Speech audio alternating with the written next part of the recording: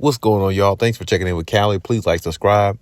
So after the Hawks lost, the Clippers really looked bad for it, of course. And it really looked atrocious, and it looked like something that we would never see with the Clippers based upon how they were playing at one point in the season. And it just looked like they looked like a different team than the way they were prior to the All-Star break. And listen to Paul George say some of the comments that he made after the game. He said a mouthful, but I also feel like it was a mistake by him for saying it out of all people, because the statement that he made was, we don't have an identity.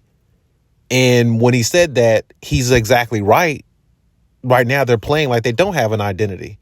They're playing like they don't have any consistency. But the problem is, you're a huge part of the reason why the Clippers don't. And I'm not saying Paul George is singled out, because it's every player on the roster, everybody in that organization, every player, every coach, everybody has to take accountability for losses and wins and everything that comes along with the good and the bad. I'm not ruling Paul George out, but what I'm saying is, you being the second best player on the team, you can't have nights where you score 28, 29, and then you have 5 or 6 nights in a row where you're scoring 15, 14, 13 points, 16 points. That's just so inconsistent of a second star player. It's almost like it almost really demoralizes or takes away every good thing Kawhi Leonard does, or every good thing that the team is trying to accomplish, because you're one of the players that they look to always be consistent, and everybody else follows behind you and Kawhi. And Kawhi is always consistent 99% of the time. We don't even worry about him. Kawhi is so consistent.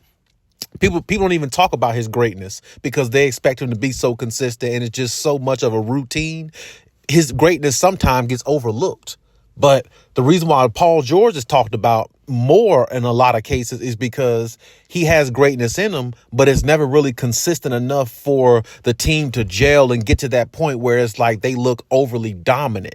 And the Clippers had a stretch this season where they did win 26 out of 32 games, which was amazing. It really was. But at the same time, Kawhi was on such a tear earlier this season. I mean, the Clippers just they couldn't be stopped. And really, Paul George didn't really have to do much. Neither did James Harden. But now, it's getting later in the season, and Kawhi is still hooping, but he was on such a tear earlier. It just looked like the Clippers really was just on another level, because Kawhi was just dominating every team they played. Looked like, it looked like he was just, he at one point in the season, he could not miss. He was in the MVP conversation of how good he was shooting, how good he was playing. That's how dominant Kawhi was playing. So it's like the games by Paul George and James Harden really didn't make much of a difference in regards to scoring wise, because Kawhi was playing so good defensively, both ends, and Terrence Mann was shooting very good as well. They were getting a lot of contribution, and they had Russell Westbrook early in the season to kind of make up for, give him a little bit more balance. So if PG scored 16, 17, Russ would come off the bench with like 11 to 15 points himself. And then there's a few nights he had, some 19, 20 point games where he came in and kind of gave him that, difference, that balance,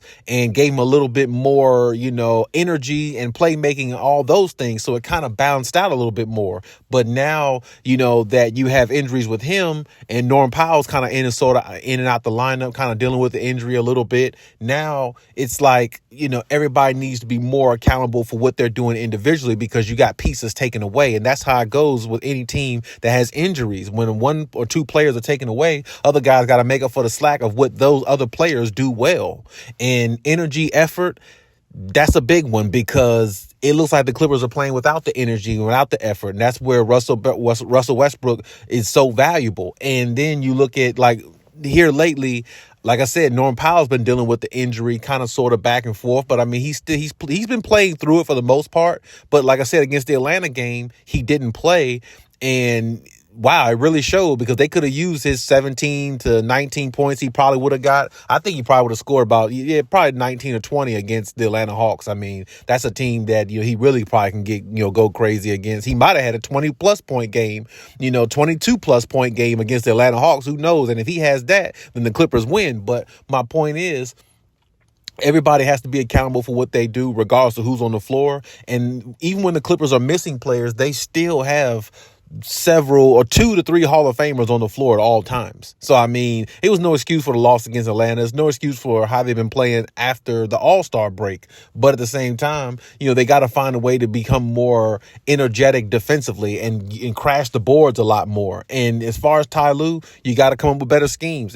Hypothetically, if Zubac is not working out, if he's not playing up to the level, then, you pull Zubac, you leave Plumlee in there, you leave Tyson there, let them do majority of the work, because those players, they play with a little bit more of an edge, I think, at times than Zubac does, especially, Mason Plumlee. He can kind of guard people on the perimeter a little bit, maybe not that well, but he's fairly decent. He'll go out the perimeter and guard some people. And then, when they drive into the paint, he is a decent shot blocker himself, and he's very, very, fierce. He has that competitiveness in him. He's got dog in him. That's what I like about Mason Plumlee. And, he's a big man who can actually, bring the ball up the court and make a play, with his passing. His passing is really underrated. So, I mean, you got somebody in him who plays with that type of, energy and things like that. And that's the people they need to feed off of. Now, Bones Hyland been playing pretty decent, not bad. So I got to give him some credit. They've been throwing PJ Tucker in there. He knocked down a shot or two here and there or something like that. I mean, it's not bad. But my point is adjustments need to be made. But in regards to the Clippers not having an identity, they don't. And like I said, Paul George is right about that. But Paul George really needs to look in the mirror, because you're a big part of the reason why they don't. I mean, there's times where I look at Paul George, I don't see the two-way player wingman that he really is. I mean, there's times where he looks lethargic defensively, and there's times where he really looks lethargic or half-ass average on offense. And I don't know what it is with Paul George. His inconsistency has always been his Achilles heel throughout his career. So, I mean, at some point, you got to, come to, realization that you have to be more consistent yourself, and you got to help the team get an identity, because you're a big part of the reason why. And as I said before, no team that's won a championship that I can think of, it may be. So if it is, leave it in the comment section so I can, get reminded. But I can't think of a team that had a second best player this inconsistent as Paul George is and won a championship. I just don't remember that. I mean, there's been many inconsistent players in the league, but winning a championship with somebody that inconsistent, that's tough.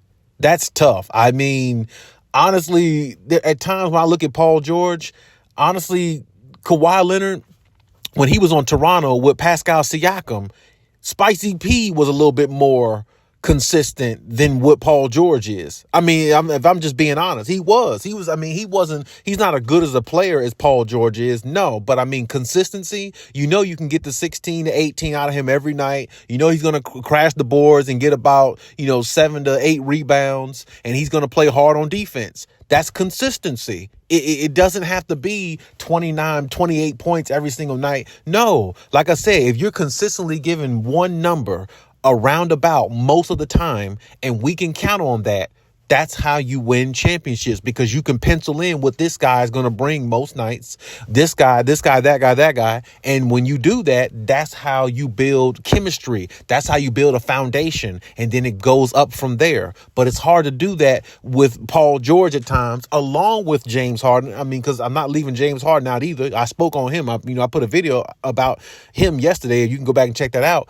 Him and Paul George, James Harden and PG definitely need to be a lot more consistent. I'll say it again. If they can give the Clippers 17 to 19 points every single game, every single night, don't have to be in the 20s, 17 to 19 points every single night, along with James Harden giving about 7 to 8 assists per game with less turnovers, they're good. They're good. I mean, and they can have a few turnovers, in the game. They still might be good because, like I said, you're getting more balance offensively, and you know what Kawhi is going to do. Kawhi is going to be efficient.